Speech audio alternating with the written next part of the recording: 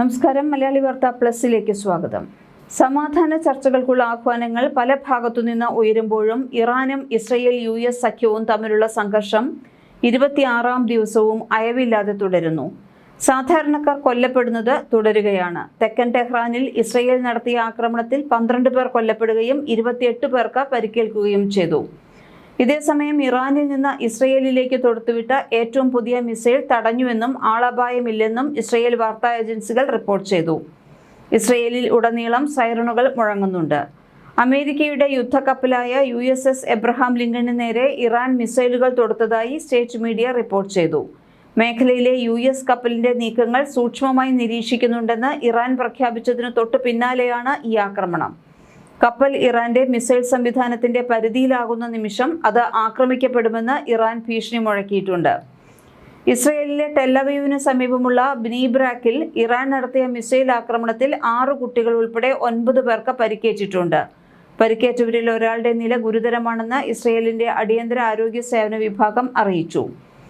Iran America Israel സംഘർഷം അയവില്ലാതെ തുടരുന്ന സാഹചര്യത്തിൽ അമേരിക്കൻ സൈന്യത്തിന്റെ ഏറ്റവും കരുത്തുറ്റ അടിയന്തര സേനാ വിഭാഗമായ 82ാം എയർബോൺ ഡിവിഷനെ പശ്ചിമേഷ്യയിലേക്ക് വിന്യസിക്കാൻ ഒരുങ്ങുന്നതായി റിപ്പോർട്ടുകൾ. ഏത് അടിയന്തര സാഹചര്യത്തിലും വളരെ കുറഞ്ഞ സമയത്തിനുള്ളിൽ ലോകത്തിന്റെ ഏതു ഭാഗത്തും എത്തിച്ചേരാൻ ശേഷിയുള്ള ഈ വിഭാഗം അമേരിക്കൻ കരസേനയുടെ എമർജൻസി റെസ്പോൺസ് ഫോഴ്സ് ആയാണ് അറിയപ്പെടുന്നത്. ശത്രുക്കളുടെ നിയന്ത്രണത്തിലുള്ളതോ അല്ലെങ്കിൽ തർക്കം നിലനിൽക്കുന്നതോ ആയ പ്രദേശങ്ങളിൽ പാരച്യൂട്ട് വഴി ഇറങ്ങി തന്ത്രപ്രധാനമായ ഇടങ്ങളും വിമാനത്താവളങ്ങളും പിടിച്ചെടുക്കാനാണ് 82ാം എയർബോൺ സൈനികർക്ക് പ്രത്യേക പരിശീലനം ലഭിച്ചിട്ടുള്ളത്. ഏത് സമയത്തും യുദ്ധമുഖത്തേക്ക് പറന്നിറങ്ങാൻ സജ്ജമായി നിൽക്കുന്ന ഈ വിഭാഗത്തിന്റെ വിന്യാസം മേഖലയിൽ വലിയ സൈനിക ചലനങ്ങൾക്ക് കാരണമായേക്കും. ഇതിനിടെ ഗൾഫ് മേഖലയും ആക്രമിക്കപ്പെടുന്നത് തുടരുകയാണ്. ബഹ്റൈനിൽ നടന്ന ഇറാനിയൻ മിസൈൽ ആക്രമണത്തിൽ UAE സായുധ സേനയുമായി പ്രവർത്തിച്ചിരുന്ന ഉദ്യോഗസ്ഥൻ കൊല്ലപ്പെട്ടു. മൊറോക്കൺ പൗരനാണ് കൊല്ലപ്പെട്ടത്. 5 എമിറാത്തി സൈനികർക്ക് പരിക്കേറ്റതായും UAE പ്രതിരോധ മന്ത്രാലയം അറിയിച്ചു. കുവൈറ്റ് അന്താരാഷ്ട്ര വിമാനത്താവളത്തിൽ ഡ്രോൺ ഇന്ധന ടാങ്കിൽ പതിച്ച് തീപിടിച്ചതായി ഗൾഫ് സംസ്ഥാന സിവിൽ ഏവിയേഷൻ അതോറിറ്റി അറിയിച്ചു. ആളപായമൊന്നും റിപ്പോർട്ട് ചെയ്തിട്ടില്ല. ഫെബ്രുവരി 28-ന് ഇസ്രയേലും അമേരിക്കയും ഇറാനിൽ ആക്രമണം ആരംഭിച്ച ശേഷം കുവൈറ്റ് വിമാനത്താവളം നിരവധി തവണ ആക്രമണത്തിന് വിധേയമായിട്ടുണ്ട്. ഇതിനിടെ ഇറാൻ ഇസ്രയേൽ US സംഘർഷത്തിന് അയവ് വരുത്താനുള്ള ചർച്ചകൾക്ക് ആതിഥേയത്വം വഹിക്കാൻ തയ്യാറാണെന്ന് പാകിസ്ഥാൻ പ്രധാനമന്ത്രി ഷെഹബാസ് ഷെരീഫ് അറിയിച്ചു. സമാധാന ചർച്ചകൾക്ക് ഇന്ത്യയും പൂർണ്ണ പിന്തുണ അറിയിച്ചിട്ടുണ്ട്. യുദ്ധം അവസാനിപ്പിക്കാൻ അമേരിക്ക 15 നിർദ്ദേശങ്ങൾ ഉപാധിയായി മുന്നോട്ട് വെച്ചു. എന്നാൽ ഇതിന് മറുപടിയായി ഇറാൻ കടുത്ത വ്യവസ്ഥകളുമായി രംഗത്തെത്തി. ഗൾഫ് രാജ്യങ്ങളിലെ എല്ലാ അമേരിക്കൻ സൈനിക താവളങ്ങളും പൂട്ടി സൈനികർ മേഖല വിടണം എന്നാണ് ഇറാൻ മുന്നോട്ട് വെച്ച പ്രധാന വ്യവസ്ഥ.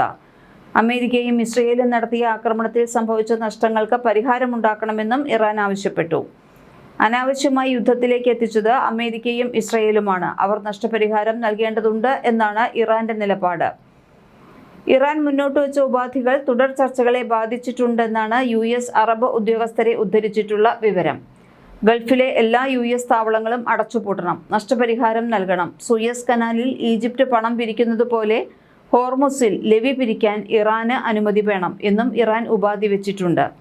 ഭാവിയിൽ ആക്രമണം നടത്തരുത്. ലബനാനിലെ ഹിസ്ബുള്ളക്കെതിരായ ആക്രമണവും ഇസ്രയേൽ അവസാനിപ്പിക്കണം. ഇറാനെതിരായ എല്ലാ ഉപരോധങ്ങളും പിൻവലിക്കണം. മിസൈൽ പദ്ധതികൾക്ക് യാതൊരു നിയന്ത്രണങ്ങളും പാടില്ല എന്നും ഇറാൻ ആവശ്യപ്പെട്ടു. എന്നാൽ ഈ വ്യവസ്ഥകൾ അംഗീകരിക്കാൻ സാധിക്കില്ല എന്നാണ് US ഉദ്യോഗസ്ഥർ പറയുന്നത് എന്ന് റിപ്പോർട്ടിൽ വ്യക്തമാക്കുന്നു.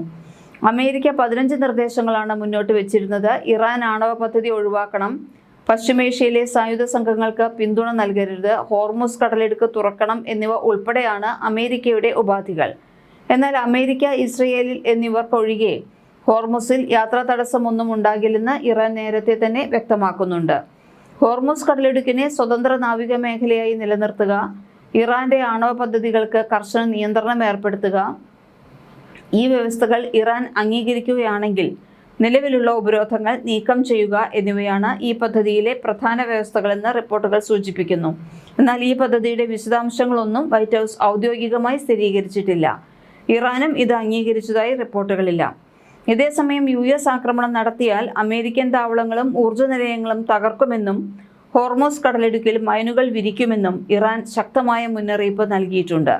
അടുത്ത 5 ദിവസങ്ങൾ നിർണായകം തന്നെയാണ്. ഈ സമയപരിധിക്കുള്ളിൽ ഹോർമുസ് കടലിടുക്കിലെ ഗതാഗതം സുഗമമാക്കുന്നതിലും വെടിനിർത്തൽ കരാറിൽ എത്തുന്നതിലും പുരോഗതി ഉണ്ടായാൽ മാത്രമേ ഈ താൽക്കാലിക സമാധാനം നീണ്ടുനിൽക്കുകയുള്ളൂ. പാകിസ്ഥാൻ ഉൾപ്പെടെയുള്ള രാജ്യങ്ങൾ മധ്യസ്ഥതയ്ക്ക് ശ്രമിക്കുന്നുണ്ടെന്നും റിപ്പോർട്ടുകൾ സൂചിപ്പിക്കുന്നു. ട്രംപിന്റെ ഈ നീക്കം യുദ്ധത്തിന്റെ അന്ത്യമാണോ അതോ മറ്റൊരു വലിയ ആക്രമണത്തിന് മുന്നോടിയായുള്ള തന്ത്രമാണോ എന്നാണ് ലോകം ഇപ്പോൾ ഉറ്റുനോക്കുന്നത്. മലയാളി വാർത്ത പ്ലസ്.